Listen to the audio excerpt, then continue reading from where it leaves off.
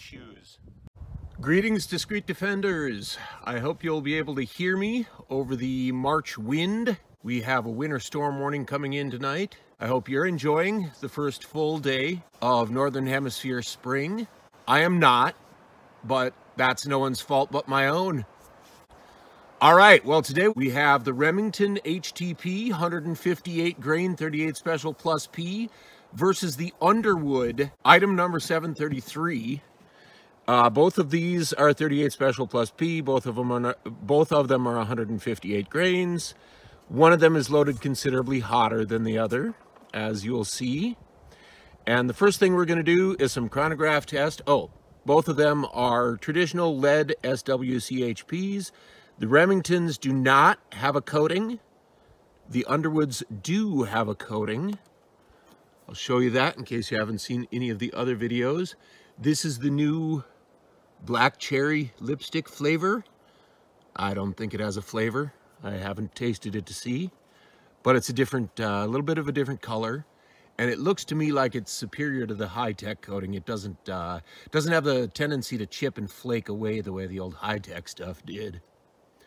But we're gonna test it. We're gonna test these two rounds through the chronograph first, and then, yes, despite the temperature, we are gonna risk a gel test today. I think it's close to 30 degrees. I think if we get it done quick enough, the gel will not freeze to a solid block of ice and invalidate the results of our test. Okay.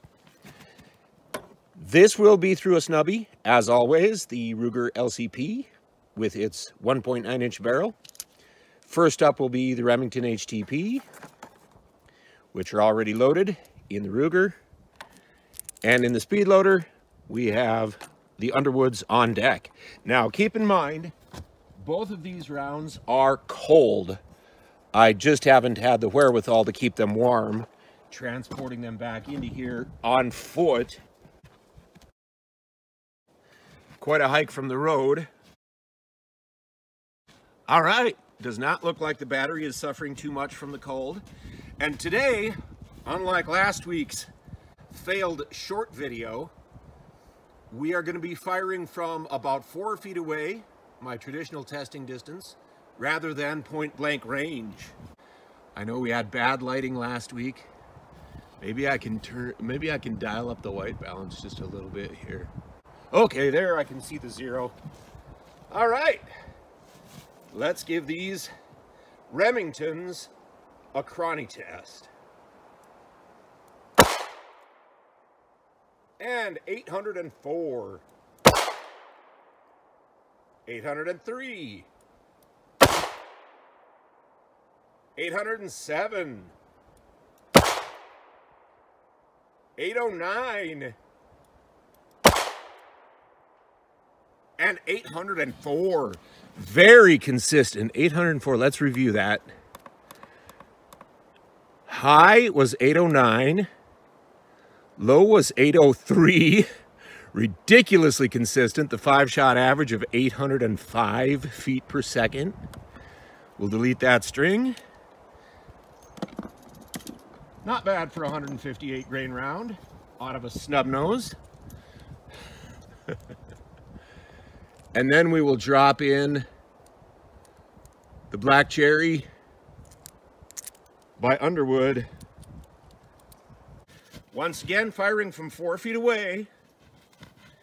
Here are the Underwoods. Whoops, and that is completely washed out. Oh, better dial that down.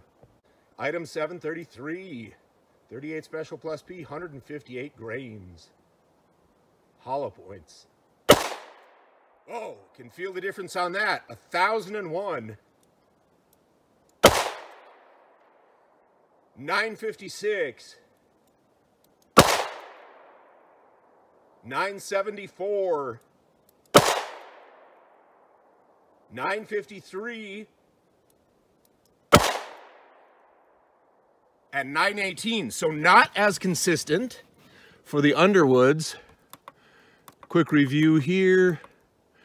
Shows a high of 1,001 feet per second, a low of 918, and an average of 960 feet per second.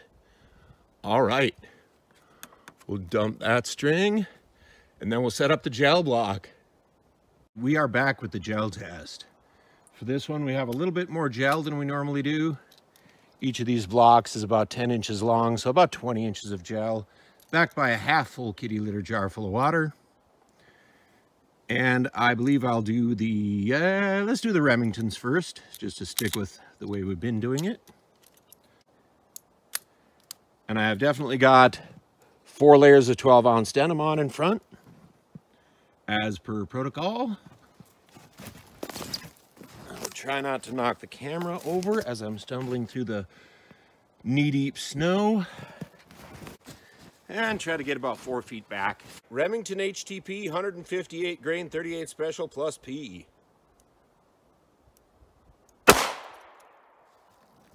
And that one, while it has left a sizable damage track, has definitely over-penetrated 20 inches of gel. We may have captured that, but I'm going to set up and test the Underwood quickly.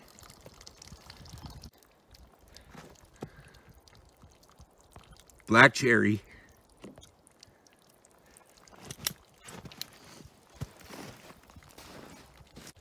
Yeah, 4 feet away again. 158 grain 38 special plus P. Underwood Item 733.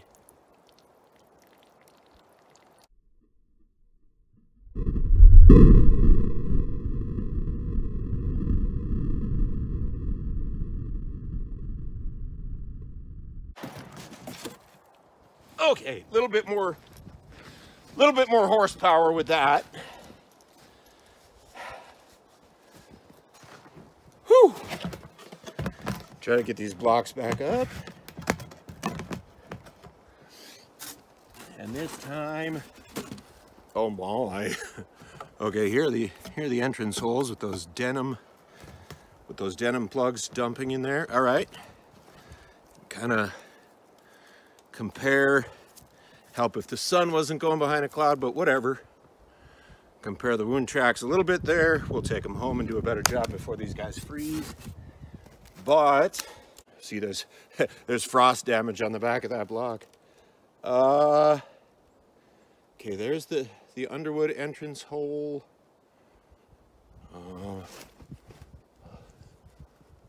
Oh, there it is. Okay, from this direction, you can see the Underwood has indeed expanded. Now I'm going to quickly take out the ruler and get a measurement on that. That is 14.5 inches of penetration. So ideal penetration from the Underwood. What I'm going to try to do now is I'm going to set up and run a second test of the Underwood, just because we had somewhat inconsistent muzzle velocity from those Underwoods. Now, I've tested the Remingtons on a previous occasion, so I'll link to that video. Don't really have room in the block for a lot of these big, heavy 158 grain rounds, but I'll at least get a second heavy denim test out of that Underwood Item 733. Second test of the Underwood 733, black cherry coated, 158 grain, 38 special plus P, with the heavy denim barrier.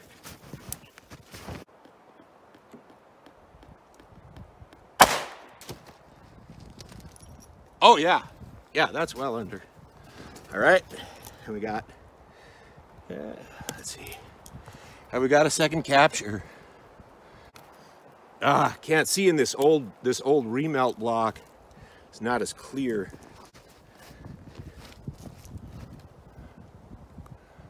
Definitely a very similar wound track from both of those Underwood shots. I bet it's in there. Oh, on second thought, maybe not. There's 2 holes in the kitty litter jar. Oh, we might have achieved a capture though. Well, we'll easily be able to tell the difference. That's it for this phase of the testing. I suppose we could do a bare gel shot, but there really isn't room left in these blocks. And there really isn't light left in this day. So we'll take these guys home, cut them open, and examine the wound tracks. See you in the basement. So we're back in the basement, ready to figure out what happened to the 2 rounds that passed all the way through. Well, not all the way through the water jug, because happily, those 2 spots are not quite exit holes. We were able to recover both the Remington HTP and the Underwood 733. But as you can see, we have total expansion failure from the Remington round to the 4 layers of heavy denim, and partial expansion for the Underwood. Let's put the calipers on it and see what we're talking about by partial expansion.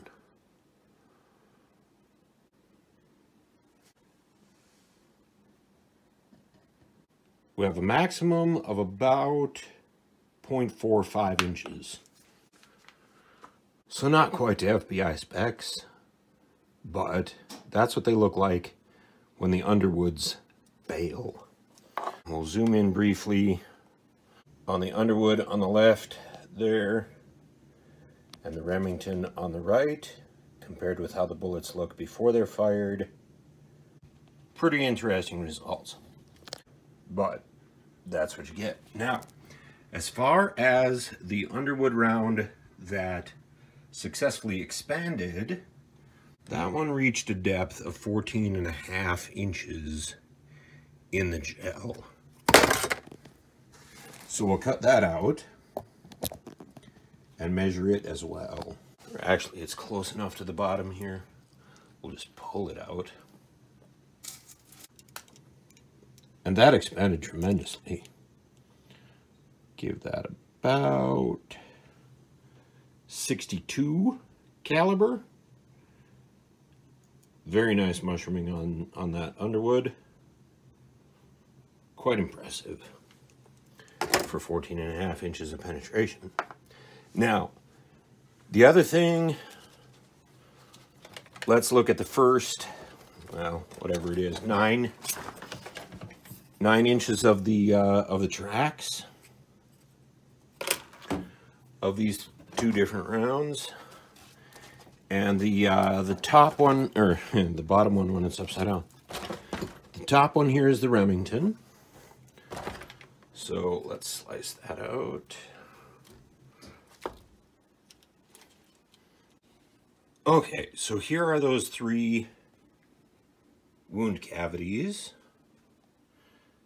The one with all the denim in it is the successfully expanded, the fully expanded Underwood 733, and these 2 are the Remington HTP on the top and the Underwood on the bottom, and those are the 2 that partially failed. But you can see they still left some pretty impressive wound tracks in there. If I can get rid of the reflection there a little bit. About an inch, almost an 1.5 inches at the maximum for that Remington, and a similar expansion on the Underwood that failed. Now, the Underwood that expanded successfully, obviously the maximum temporary cavity is going to be much shallower, but it's very close to 2 inches based on the denim scattered through there. On the whole, I'd say that both of these are pretty impressive rounds. I love the exceptional consistency of the Remington HTP, and I love the power of the Underwood 733s. So that was our gel and denim and chronograph test for this week. Hope you enjoyed it. Now you know what a snub nose revolver is capable of producing. Thanks, folks. This is Dave for DDR. Have a great week. All 12. No issues.